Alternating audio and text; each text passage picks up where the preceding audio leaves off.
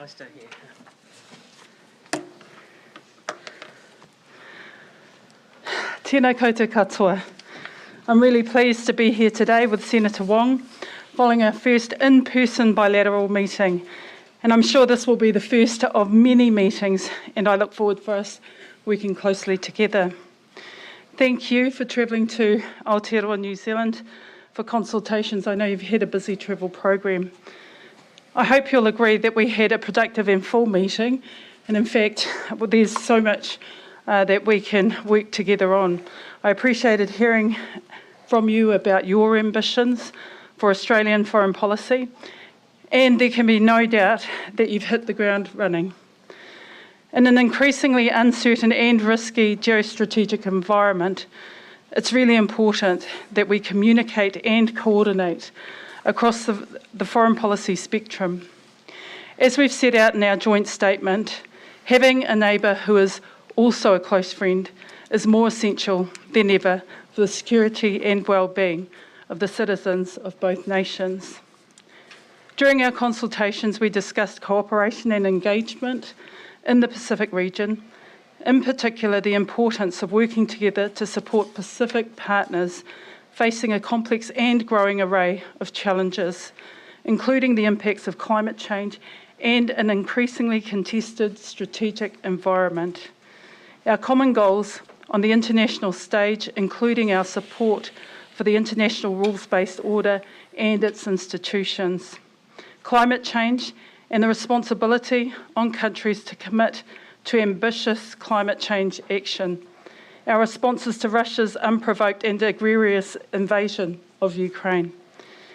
And in an area close to my heart, I welcomed our discussion on placing Indigenous voices at the heart of foreign policy.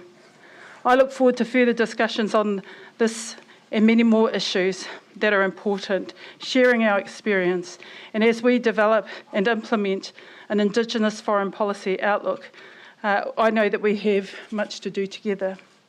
I hope that your journey with regards to responding and implementing the Uluru Statement of the Heart is one that we can share and support.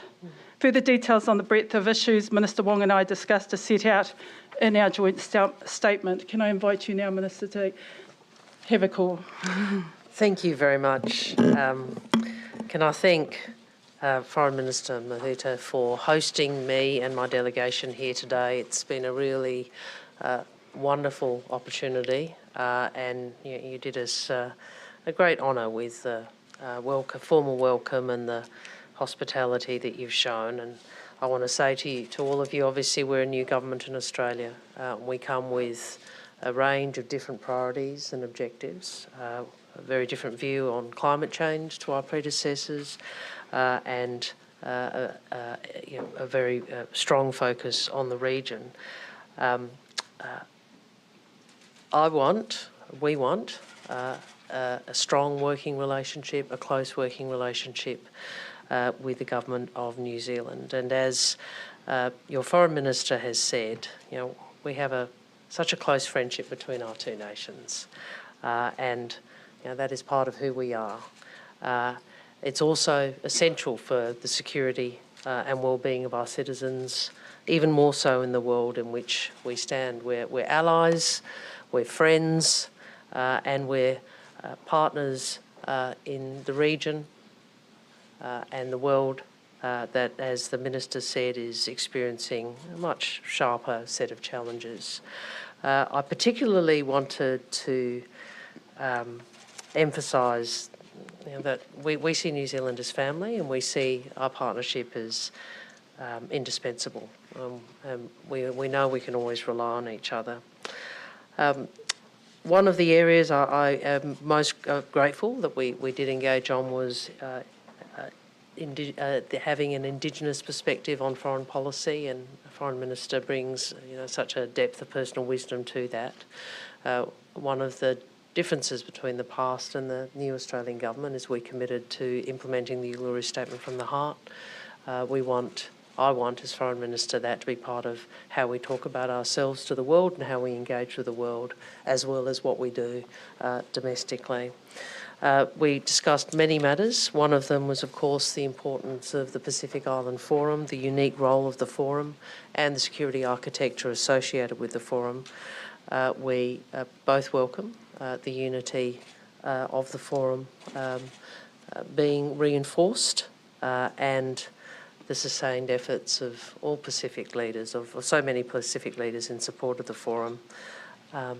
As we go forward, I'm really confident and optimistic about the ways in which Foreign Minister Mahuta and I can work together.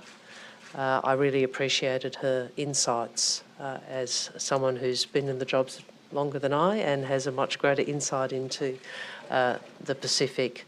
I really have appreciated her insights in our very constructive and pretty long and very friendly discussion. So thank you very much, Foreign Minister, for inviting me here. And thank you very much for the opportunity to engage with you. And I look forward to working with you in the future. Thank you. Well, we'll take some questions. Could you discuss today China's recent moves in the Pacific and what can New Zealand and Australia do about it? We can work together, and we do and will. And we have both recognised that the Pacific is a contested space. And so by working together, it will be important to ensure that we work alongside the Pacific as they define their priorities, but also the way in which we partner the Pacific on their biggest issues like climate change, like economic resilience, are areas where we've identified there are opportunities for us to work together. Minister Mahuta, you've been criticised for not actually, having any recent visits to, for example, the Solomons and Samoa. Do you have any plans for those visits, and how do you take that criticism? Oh, look, I think our relationship across the Pacific is very strong. When I came into the role, certainly started to ensure that we had a range of engagements with the Pacific. As borders open, I've indicated that I will go to the Pacific, and certainly with the PIF coming up very soon, that is an area where I want to ensure that we can address some of the regional issues. So I'm keen to be travelling to the Pacific. You like travelling? Yeah, I do actually. The difficulty for me when I came into office, as you know, borders weren't open. So we had two years of a COVID response, and it was really practically challenging. Mr. Wong, since taking the job, you've been heavy in your language use of calling Australia a part of the Pacific family. Can I ask firstly, what is your assessment of whether Pacific nations consider Australia a member of that family, perhaps an estranged member?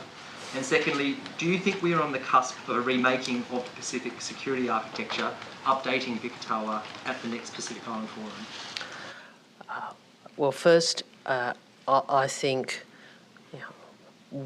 Australia has more to do as a member of the Pacific family. And I don't think anybody watching, I don't want to get into too much domestic politics, but I don't think anybody watching what has occurred in terms of various Pacific Island Forum engagements and bilateral engagements would doubt that many countries in the region have been concerned about Australia's previous position on climate. And I know that from when I was Climate Minister. So I was Climate Minister between 2007 and 2010. It's was expressed to me then, as is articulated, including in the Boy Declaration, that climate change was the #1 national security and economic challenge facing the region. So part of why I wanted to engage really early was because I think we do have some ground to make up. And we want to demonstrate we bring a commitment, a stronger and more ambitious commitments on climate, because we actually think it matters, and more resources and more energy on that. In terms of your question about what the forum will deal with, obviously that will be a matter for foreign ministers and leaders. It will be a matter for the region. We've got a question down the front. Tēnā Minister Wong. Our government has worked really hard with our engagement with tangata whenua, with Māori here. What can you take back to your government in terms of engagement, co-governance perhaps with your iwi with your Indigenous people? Indigenous people, that's a word I've learnt today. We can learn a lot from your country, and I'm reluctant to speak outside of my policy area, and some of the things you reference are really issues that are within domestic portfolios, but I would just talk in general terms. I think we can learn a lot about the way you have learned to work together and some of the difficult things you have addressed. I think the respect, both in some of your legal frameworks, but also in terms of how you talk about who you are, for Māori is different, and it's a journey we're on. And I always used to say during the election that there are many reasons why I wanted to win government for the country, and I wouldn't mind doing this job either, obviously, but for the country. But first among them was the hope that we could be part of a government that could work with our First Nations people to implement the Uluru Statement from the Heart with all of its power and graciousness. Senator Wong, what do you expect NATO's role in this region is going to achieve, and particularly what role will Australia, New Zealand, South Korea and Japan play in connection with NATO, and how will NATO's role differ or supplement that of the Quad?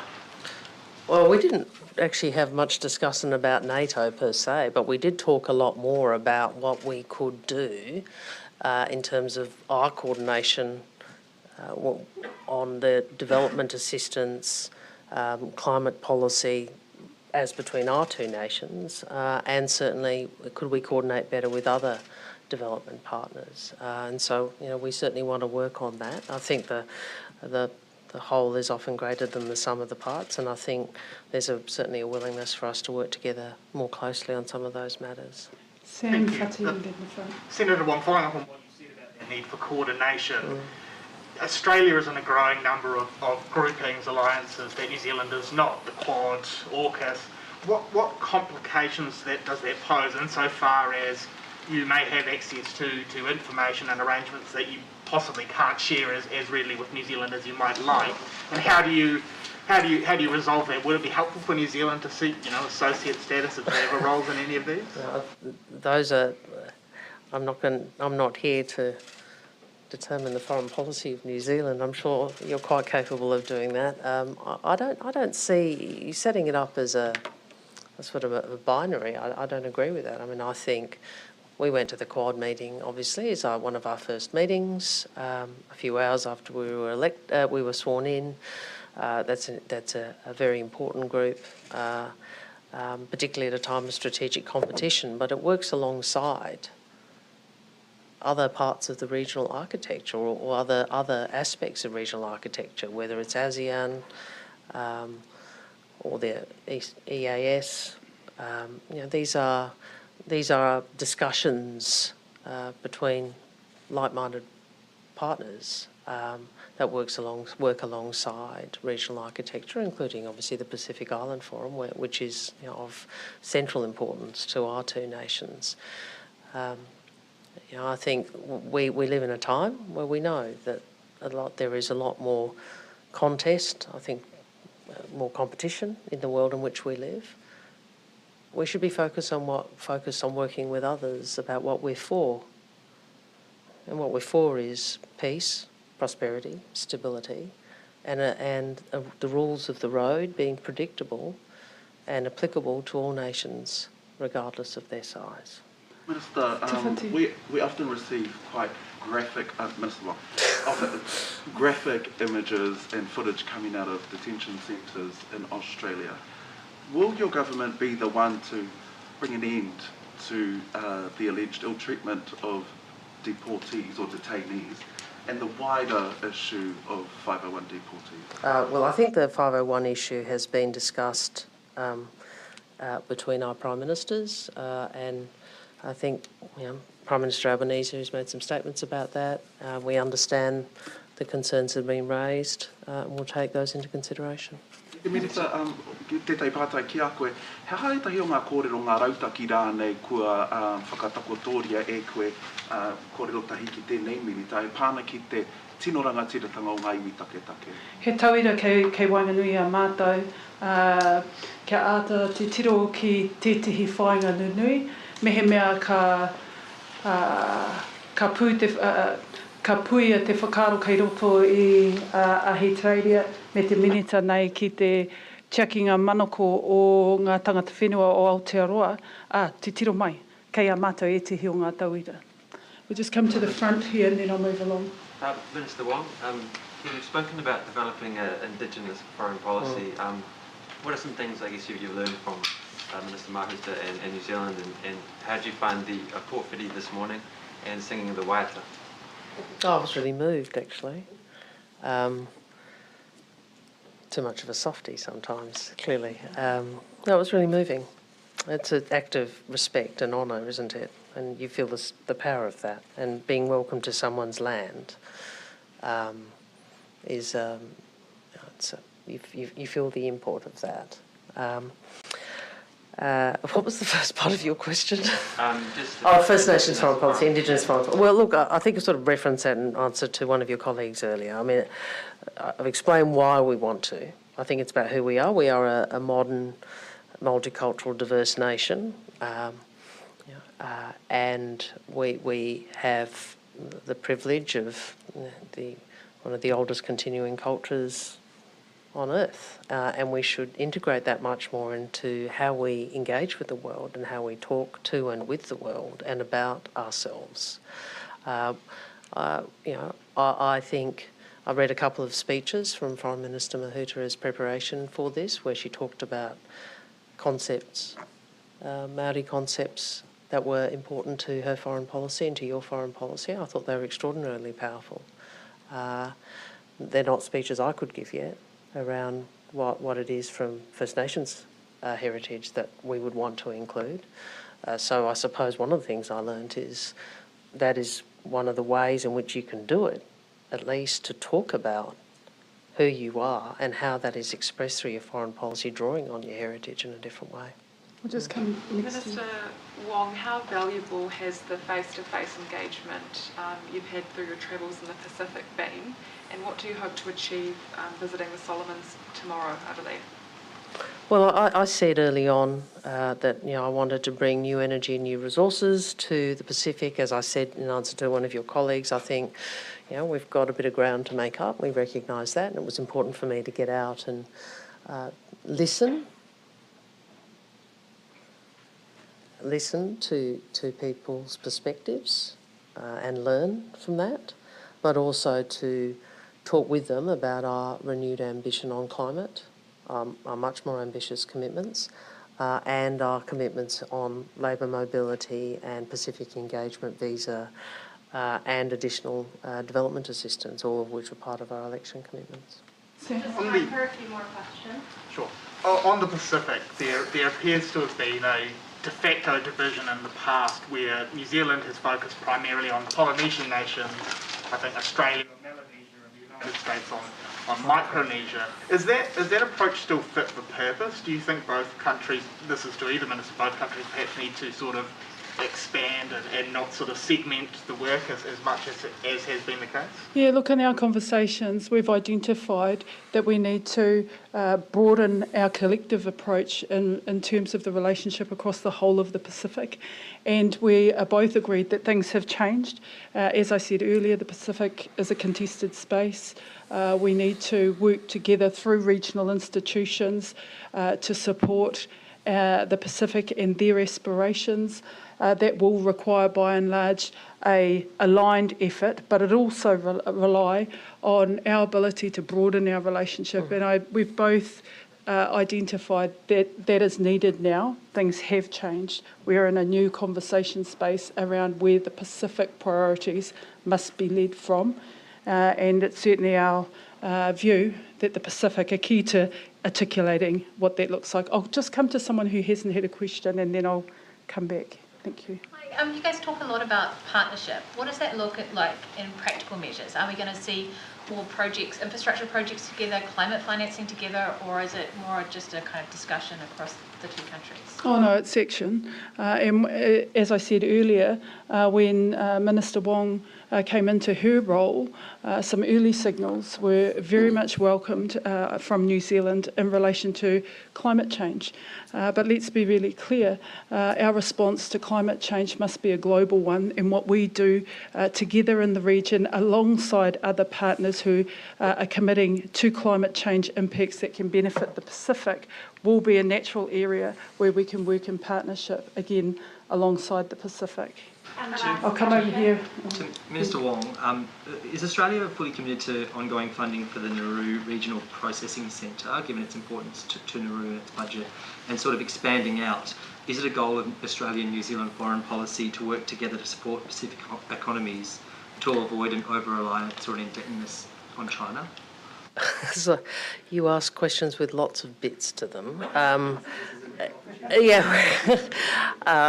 Well, look, in terms of Operation Sovereign Borders, we've been clear, including offshore processing, we've been clear about the government's maintenance of that. Your question about indebtedness, though, is a very important one. And the sustainability and of debt financing for developing countries, particularly those in our region, is of interest to both our nations. It goes to sovereignty and choice, and it goes to stability. It also potentially goes to security of the region. So, I think we both our nations, both our countries, are seized, as are other members of the Pacific Island Forum, about the importance of debt arrangements which are reasonable and fair and which avoid countries being unduly burdened, not just in the now, but in the decades to come. And last question, and then that's it. This one's for both ministers. What do you both make of China's move to extend its military operations in the Taiwan Strait? We've experienced a real challenge in terms of China's influence across the Indo-Pacific region.